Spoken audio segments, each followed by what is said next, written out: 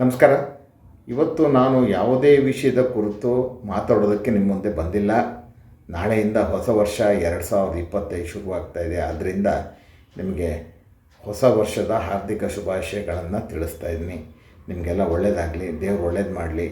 ನೀವೇನು ಮನಸ್ಸಲ್ಲಿ ಅಂದ್ಕೊಂಡಿದ್ದೀರ ಅದೆಲ್ಲ ಈಡೇರಲಿ, ಆರೋಗ್ಯವಾಗಿರಿ, ಹೆಚ್ಚು ಆಯುಷ್ಯ ನಿಮಗೆ ದೇವರು ಕೊಡಲಿ ಅನ್ನೋ ಮಾತನ್ನು ಹೇಳ್ತಾ, ನನಗೆ ನೀವು 2 ವರ್ಷಗಳಿಂದ ಒಳ್ಳೆಯ ಬೆಂಬಲ ಕೊಡ್ತಾಯಿದ್ದೀರಾ. ನನ್ನ ಮಾತುಗಳಿಗೆ, ನಾನು ತಿಳಿಸುವಂಥ ವಿಷಯಗಳಿಗೆ ತಮ್ಮ ಪ್ರತಿಕ್ರಿಯೆ ಕೂಡ ಕೊಡ್ತಾಯಿದ್ದೀರಾ. ನಿಮ್ಮ ಈ ನನ್ನ ಚಾನಲ್ನ ನೋಡುವಿಕೆ, ಪ್ರತಿಕ್ರಿಯೆ ಕೊಡುವಿಕೆ ಮುಂದುವರಿಲಿ. ನಿಮ್ಮ ಇನ್ನೂ ಹೆಚ್ಚಿನ ರೀತಿಯಲ್ಲಿ ತಮ್ಮ ಬೆಂಬಲ ನಿರೀಕ್ಷೆ ಮಾಡ್ತೀನಿ. ಬೆಂಬಲ ಬೇಕು. ಈ ಒಂದು ಕಾನೂನಿನ ಕ್ಷೇತ್ರ ಮತ್ತು ಕಾನೂನು ತಿಳುವಳಿಕೆ ಅಂತೇನಿದೆ, ಇದೊಂಥರ ಹಿಂದೂ ಮಹಾಸಾಗರ ಇದ್ದಂಗೆ. ನಾನು 40 ವರ್ಷದಿಂದ ಲಾಯರ್ ಆಗಿದ್ದರೂ ನನಗೆ ಗೊತ್ತಿರೋದು ಅದರಲ್ಲಿ ಒಂದು ಬಿಂದು ಮಾತ್ರ. ಆ ಬಿಂದುವಿನಲ್ಲಿ ಗೊತ್ತಿರತಕ್ಕಂಥ ಒಂದಷ್ಟು ಪಾಲನ್ನು ನಿಮ್ಮ ಜೊತೆ ಹಂಚಿಕೊಡ್ತಾ ಇದ್ದೀನಿ. ನಾನು ಒಂದಷ್ಟು ಕಾನೂನಿನ ಬಗ್ಗೆ ತಿಳಿಸಿದರೆ, ಅದು ನಿಮಗೆ ಅರ್ಥವಾಗಿದ್ದರೆ, ಮನವರಿಕೆ ಆಗಿದ್ದರೆ ಮತ್ತು ನಿಮಗೆ ಯಾವತ್ತಾದರೂ ಒಂದಿನ ನಿಮ್ಮ ಬದುಕಿನಲ್ಲಿ ಅದು ನಿಮ್ಮ ಉಪಯೋಗ ಬಂದಿದ್ದರೆ, ಅದೇ ನನ್ನ ಪ್ರಯತ್ನಕ್ಕೆ ಯಶಸ್ಸು ಅಂತ ನಾನು ಭಾವಿಸ್ತೀನಿ. ಈ ಪ್ರಕ್ರಿಯೆಯಲ್ಲಿ ನಾನು ಕೂಡ ಕಲಿತಾ ಇದ್ದೀನಿ ನಿಮ್ಮ ಜೊತೆ.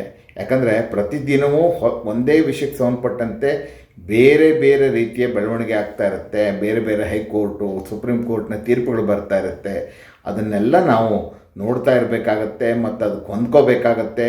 ಕಾನೂನಿನ ಬದಲಾವಣೆ ಏನಾದರೂ ಆದರೆ ಅದನ್ನು ನಾವು ತಿಳ್ಕೋಬೇಕಾಗತ್ತೆ. ಯಾಕಂದರೆ ಇವತ್ತು ಒಂದು ಸ್ಪರ್ಧಾತ್ಮಕ ಕಾಲದಲ್ಲಿ ನಾವಿದ್ದೀವಿ, ಕಾಲಘಟ್ಟದಲ್ಲಿದ್ದೀವಿ. ಈ ಕಾಲಘಟ್ಟದಲ್ಲಿ ಕೋರ್ಟಿನ ಮುಂದೆ ಹೋಗಲಿ, ಸಾರ್ವಜನಿಕರ ಮುಂದೆ ಹೋಗಲಿ, ಇವತ್ತು ಕಾನೂನು, ಇವತ್ತಿನ ಪರಿಸ್ಥಿತಿ ಏನಿದೆ ನಾವು ಹೇಳ್ಬೋದು. ನಾಳೆ ಪರಿಸ್ಥಿತಿ ಹೇಳೋಕ್ಕಾಗಲ್ಲ. ಅದು ನಾಳೆ ಕೂತಾಗ ನಾಳೆಗೆ ಯಾವ ಪರಿಸ್ಥಿತಿ ಇದೆ ಅಂತಕ್ಕಂಥದ್ದನ್ನು ನಾವು ಹೇಳಬೇಕಾದ್ದು ನಮ್ಮ ಜವಾಬ್ದಾರಿ ಇರುತ್ತೆ.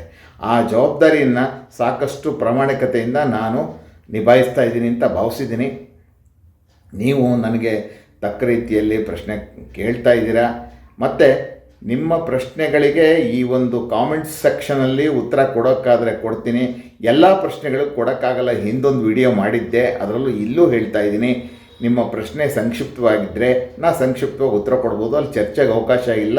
ನನಗೆ ಫೋನ್ ಮಾಡಿ ತಾವು ವಿಷಯ ತಿಳ್ಕೊಬೋದು, ಕನ್ಸಲ್ಟೇಷನ್ ಮಾಡ್ಬೋದು ಅನ್ನುವಂಥ ಮಾತನ್ನು ಹೇಳ್ತಾ, ಮತ್ತೊಮ್ಮೆ ತಮಗೆ ಹೊಸ ವರ್ಷದ ಹಾರ್ದಿಕ ಶುಭಾಶಯಗಳನ್ನು ತಿಳಿಸ್ತಾ, ಒಳ್ಳೆಯದಾಗಲಿ ಅಂತ ಮತ್ತೊಮ್ಮೆ ಹೇಳ್ತಾ, ತಮ್ಮ ಶ್ರೇಯಸ್ಸನ್ನು ಬಯಸ್ತಾ ನನ್ನ ಮಾತನ್ನು ಮುಗಿಸ್ತಾ ಇದ್ದೀನಿ.